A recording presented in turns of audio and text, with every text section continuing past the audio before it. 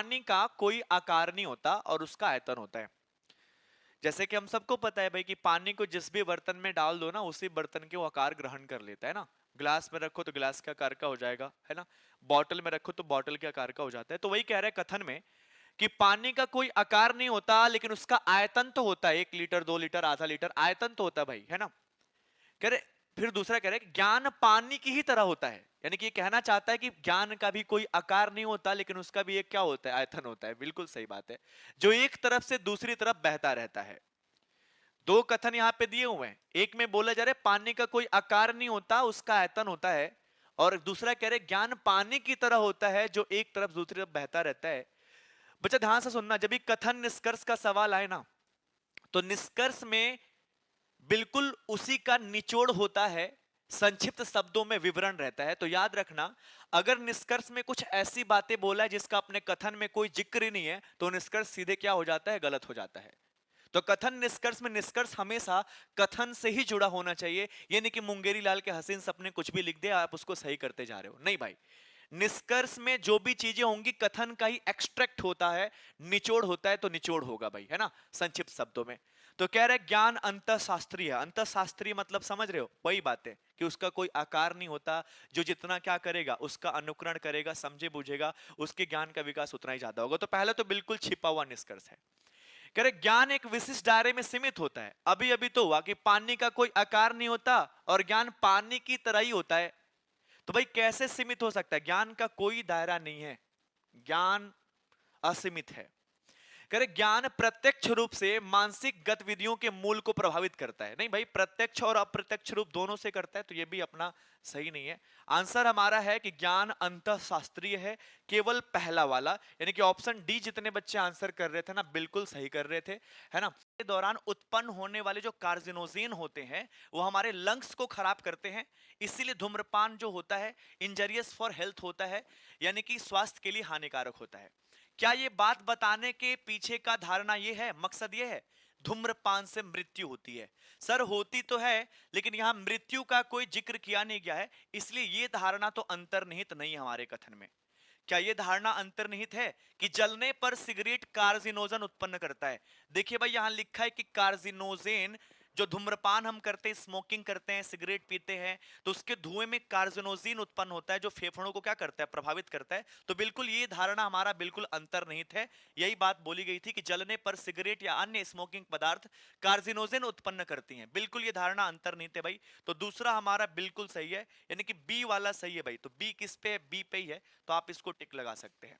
शानदार, जबरदस्त। आइए नेक्स्ट। ग्रामीण विधानसभा चुनाव में मतदान के लिए मतपेटी पद्धति का उपयोग किया गया था। नतीजे आने के बाद यह बात सामने आई कि गांव की सिर्फ 15% महिलाओं ने ही चुनाव में वोट दिया। भाई नतीजा जब आया तो यह पता चला कि बस 15% महिलाओं ने वोट दिया है। यह बात इसमें दर्शाया गया है। कह रहे क्या इस कथन से, इस बात से हम ये निष्कर्ष निकाल सकते हैं कि महिलाओं को चुनाव की तारीख के बारे में पता ही नहीं था? भाई निष्कर्ष में जो भी निचोड़ निकलता है वो बात यहां पे कहीं ना कहीं डायरेक्टली या इनडायरेक्टली मेंशन होना चाहिए। क्या यहां कथन में कहीं भी मेंशन था कि महिलाओं को पता था या पता नहीं? तो ये कैसे अपने तरफ से बोल रहे कि पता नहीं था? ये वाली बात बिल्कुल क्या है, गलत है भाई, बिल्कुल क्या है, गलत है। कह रहे कि क्या ये निचोड़ निकाल सकते, ये निष्कर्ष कि केवल वे 15% पंजीकृत थी और उनके पास वैध मतदान पहचान पत्र था। क्या 15% जो लोग दिए थे वोट, जो पता चला था कि 15% महिलाओं ने वोट किया है, क्या 15% ही पंजीकृत ही थी चुनाव के लिए? ऐसा थोड़ी ना होगा। ये भी हमारा निष्कर्ष यहाँ कहीं मेंशन नहीं है। वो तो ये बोला है कि गांव का जब भी हम लोग, जब मतपेटी खोला गया, देखा गया कि 15% महिलाएं बस क्या करी हैं, वोट करी हैं। इससे ये थोड़ी ना अंदाजा कर सकते हो कि 15% महिलाओं का ही वोट सरकार ने पंजीकृत किया था पहचान पत्र के थ्रू या वोटर कार्ड के, वोटर आईडी के थ्रू। तो बिल्कुल ये दोनों के दोनों हमारे निष्कर्ष यहाँ पे नहीं अनुसरण करते हैं भाई। तो आंसर कौन सा हो जाएगा? न तो पहला और न ही दूसरा निष्कर्ष अनुसरण करता है। न ही पहला और न ही दूसरा निष्कर्ष अनुसरण करता है जी, नहीं पहला और कथन और निष्कर्ष को पढ़िए, निर्णय लीजिए कि कौन सा निष्कर्ष कथन का अनुसरण करता है या करते हैं। कथन है लाल बालों वाले लोगों को बाइक चलाना बहुत पसंद होता है। कथन है लाल बालों वाले लोगों को बाइक चलाना बहुत पसंद होता है। बस इतनी बात कथन में बोला गया है। तो क्या इतने ही कथन से आप ये निष्कर्ष निकाल सकते हो क्या कि सभी लोगों को बाइक चलाना पसंद है? बच्चा यहां पे देखो, सभी लोगों को नहीं बोला, स्पेशलाइज किया है। लाल बालों वाले लोगों को बाइक चलाना पसंद है, वो सिर्फ लाल बाल वाले लोग को बोल रहे हैं, लेकिन यहां सभी लोगों को बोल दिया, तो आप कुछ से सभी का रिश्ता नहीं निकाल सकते। ये वाली बात तो बिल्कुल गलत है, अनुसरण नहीं कर रहा। ये कह रहे कि लाल बालों वाले लोग केवल बाइक चलाना पसंद करते हैं। क्या यहां पे केवल शब्द का उल्लेख हुआ था? यहां पे तो सिर्फ इतना बोला है, लाल बालों वाले लोगों को बाइक चलाना बहुत पसंद है। तो क्या इससे आप ये निष्कर्ष निकाल सकते हो कि लाल बालों वाले लोग केवल और केवल बाइक ही चलाते हैं? ये भी तो केवल का जिक्र नहीं है, ये भी हमारा गलत है। तो यहां पे दोनों का दोनों निष्कर्ष अनुसरण नहीं करता। न तो निष्कर्ष पहला अनुसरण का क्वेश्चन है जी, जल्दी से आंसर बताएंगे। चलिए ज्यादा टाइम नहीं नुकसान करते करते हैं। करे कथन, इस देश में 18 वर्ष की आयु तक पहुंचने के बाद लोग मतदान कर सकते हैं, इतनी बात बोली गई है।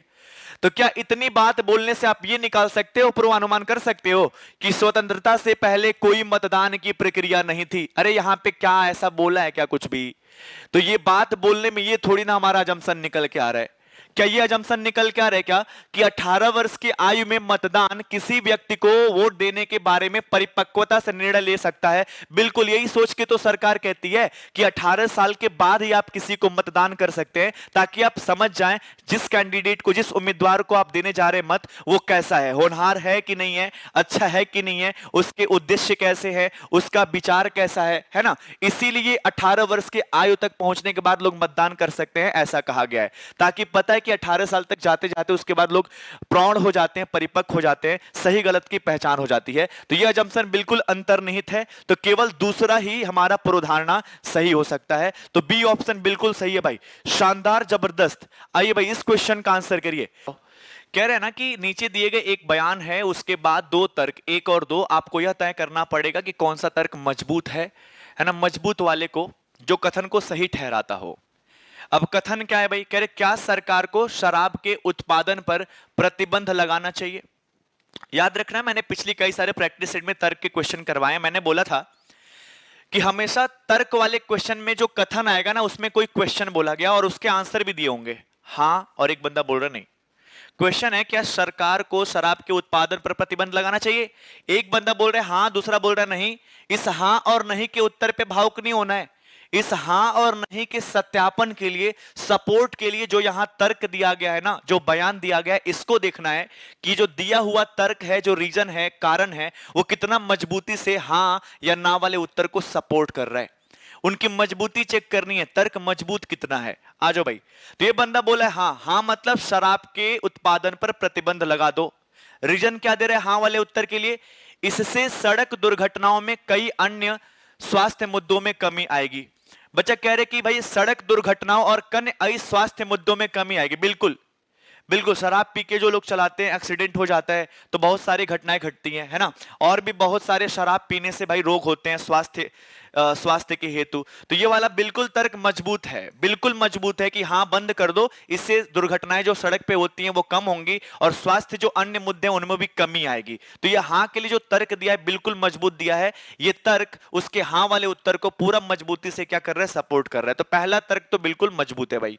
कह रहे दूसरा कि नहीं, नहीं मतलब सरकार को शराब के उत्पादन पे प्रतिबंध नहीं लगाना चाहिए। हमने पूछा भाई नहीं क्यों बोल रहे हो, तर्क दो। तो कह रहे ना यह निर्णय, यानी कि ये प्रतिबंध लगाने वाला निर्णय शराब उद्योग में नौकरियों को मार देगा। बिल्कुल सही बात है। शराब का उद्योग ना बहुत बड़े बड़े उद्योगों में से एक उद्योग है, और शराब अगर आप ना शराब का उत्पादन पे प्रतिबंध लगा देंगे तो एक बहुत भारी संख्या में वहां पे मजदूर वर्ग के और अन्य सभी वर्ग के लोग काम करते हैं, तत्काल पूरी तरह से उनके रोजगार क्या हो जाएंगे? समाप्त हो जाएंगे। तो इसके नहीं वाले उत्तर के लिए जो ये दलील दिया है, जो बयान दिया है ना, काफी मजबूत दिया है भाई। तो बिल्कुल बिल्कुल ये भी हमारा मजबूत है। तो दोनों का दोनों यहां पे दिया हुआ तर्क मजबूत है भाई। यहां भावुक मत हुआ करिए भाई। यहां